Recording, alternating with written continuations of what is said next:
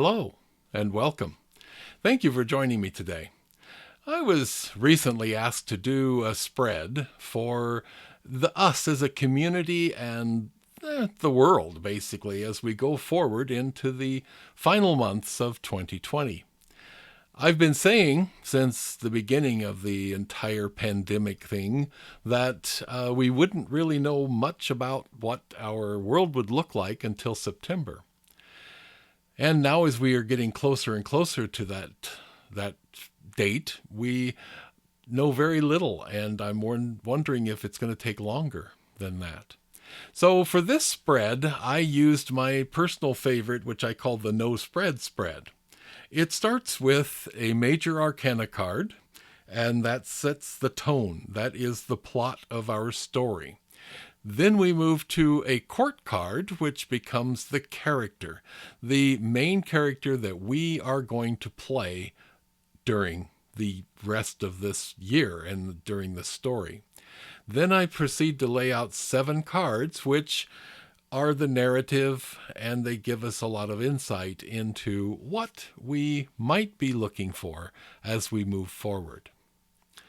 So let's just go ahead and get started, I guess. The first card I drew is the Fool. He's the plot for the year. If you know anything about the Fool, he's quite a character. He's carefree, for certain. Some would consider him to be careless. It's difficult to tell the difference at times.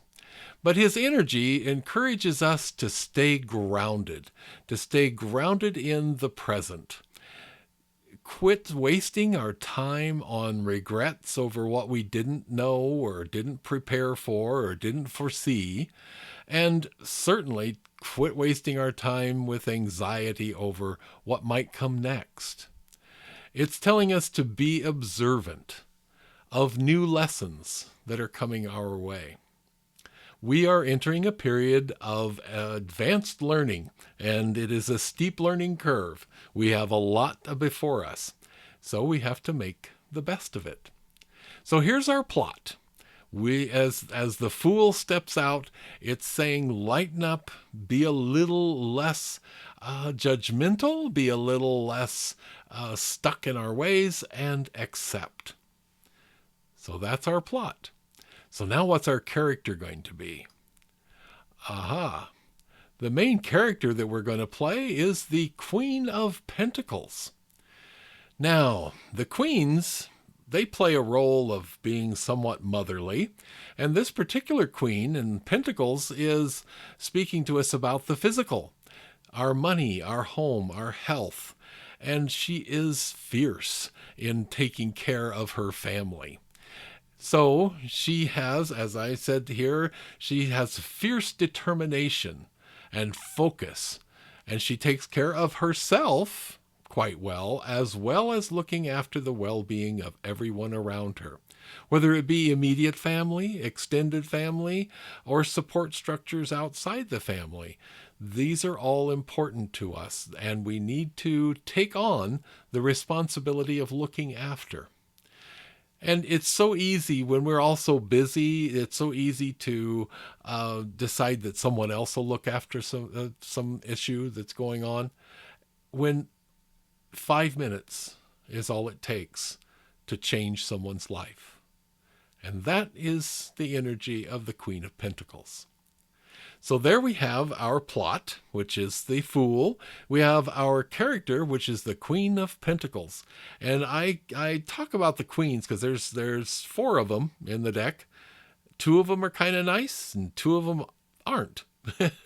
And this is one of the kind of nice ones. She's really got your best interests at heart. She represents a tremendous caring, and that is important as we move forward. So next we get to look at the story. The first card to pull on the story is the Ten of Cups.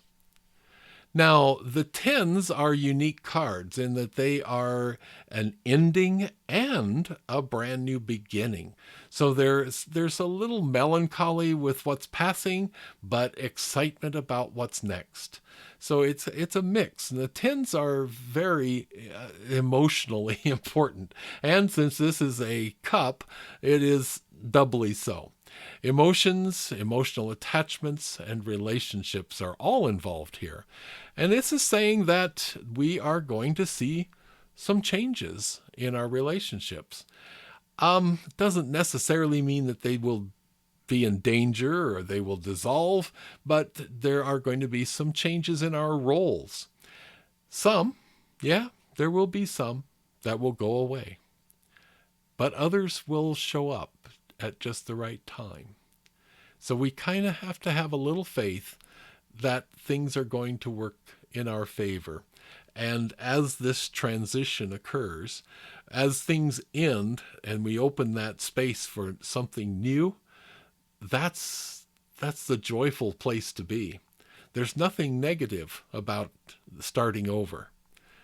It gives you opportunities to correct. So this is a very important and actually very positive card to show us the way through our story. Next up, we have the Chariot. Now, the Chariot is another major arcana card. So this represents a bit of a plot twist in our story. So not only are we being somewhat carefree, but we're also being extremely flexible and ready to make a move if the need arises. And the energy of this card is about controlled movement. There's a particular energy of moving forward. Now, sometimes this card can indicate an actual physical move. But, as I'm doing this for a group, we can't all be moving. So I'm looking at this and reading it as more of a spiritual, mental, and emotional move. And since we have an abundance of cups in this storyline, I'm thinking emotions are going to be very important to us as we move forward. Controlling and understanding them is going to help us tremendously. So we move to the next card, which is the Four of Wands. I have often talked about the Wands being my very favorite suit in the deck because it's your passion, the motivation. It's the real fire. It's what keeps things moving and happening in our world. And the Four comes after all the work cards, so it's kind of a, wow, I can see I've reached the top of this little hill and I can see more clearly where I'm going now. So the energy of this card says that it's time to recognize our passions and our motivations, all of our gifts and talents, some of which we are probably just now rediscovering because we've had a chance to be quarantined with them for so long, and express our gratitude also for the universal support, some of which we know nothing about, but the support that is there to help us along. And if you look at the art on the card, that's the feeling I get from that. It is an encapsulation of support. It says that you have everything you need to move forward. So the Four of Wands, again, a really positive card as far as our movement. Then we have the Page of Cups. Now the pages they're funny little guys actually, because they're the kids. They're the youngsters in the group. And they're full of energy and they love to explore and they're just constantly discovering new things that no one else has even noticed before. And the idea, the energy behind this card reminds us to keep an element of play in our routine. So, and this is, I think, referring to our relationships. Let's face it, being together nonstop, day in, day out, that can either be a relationship builder or a destroyer. So we have to decide how we're going to handle that and which it's going to be for us. Are we going to learn to appreciate our partners, or are we going to learn to resent them? And that is something we're going to have to deal with as we extend our quarantine in some cases. So this card is telling us to be ready to extend understanding. And give me a second here. Extend understanding to the people who don't agree with us. Ooh, that's a real tough one. That's a real tough one right now. And it's, as I mentioned, cups are emotions. Emotions are running very high. And people are being very defensive of their rights. And they're very, very vocal and sometimes violent. So it's important for us to be a little more stable and not allow them to draw us into their turmoil. And finally, just lighten up. just lighten up and take a bit more of a childlike view. Enthusiasm won't hurt you. Next up is the Seven of Cups. Now, the Seven is a perfect card to throw into this mix because it's, again, emotions. But imagine the emotional situation that you want. Imagine the relationship you want. Imagine the support group that you want.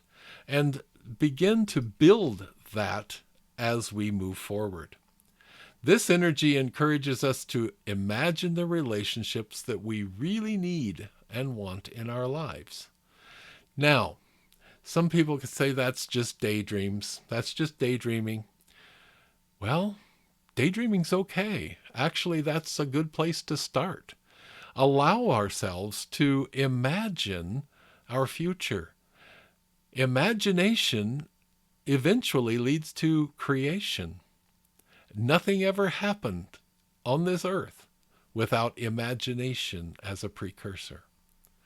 So let yourself just venture into that realm sometimes as you begin to understand better what it is you need and want. But then, just to inject a little reality into our story, we have the Five of Cups. Now, the Five of Cups is one of those challenge cards. It's, I always try to soften it just a little. It isn't a defeat. It's not a derailment. It's more like a speed bump. And that's exactly what I call it here. This card is here with the energy to remind us that there will be speed bumps. And there are going to be some emotional lessons to be learned. And some of those will not necessarily be pleasant. But the information and the learning that we are going to gain from that will be indispensable for our future. So we don't want to be distracted by the discomforts that we might be experiencing as a matter of change, but focus on the possibilities. The possibilities are endless. They are infinite. And we only have to concentrate and focus in that direction to allow them to come to work. So those are our cups that we were talking about. They are extremely busy characters. And then our final card, where we end our reading, is the Eight of Swords. Now, swords can be kind of intimidating sometimes. They have to do with your conscious thought, the way you think, reason, put things together. And the Eight is giving us some very clear guidance to eliminate any limiting thoughts and beliefs. Do you know that the most escape-proof prison that has ever been built is the one we have built in our mind? The one that says, oh, I can't do that. The one that says, oh, I don't know how. Or it says, oh, I can't, I just can't. And so there's always a good reason. There's always all kinds of reasons. Those are things that limit us. So we have a whole new world that's opening up to us. And we're going to have to, all of us are going to have to learn how we're going to deal with that whole new world. It isn't going to resemble the one we had last year at this time in any way. So we have to accept those new possibilities and learn how we're going to work with them. So this Eight of Swords basically encourages us to break free of those limiting thoughts, break free of the confinement that we impose upon ourselves so often and don't allow ourselves to continue to grow. So in summary, this is an emotional time. This is a challenging time for so many of us. Now we can focus, as I mentioned earlier, we can focus on all the challenges and we can focus on all the discomforts, or we can focus on what we desire. We can focus on the higher self that we're going to build. There are going to be challenging lessons. It is not going to be a walk in the park. It will not be easy at times, and there will be times when we want to give up. I mean, some of us have experienced that already. So yes, there are going to be times when we just don't know if we want to continue, if it's even worth it.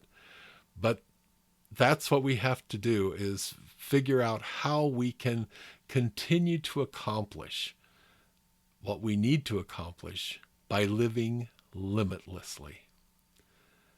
Eliminate those challenges and all those limits. So we can choose our moment. We can rise at this moment or we can fall.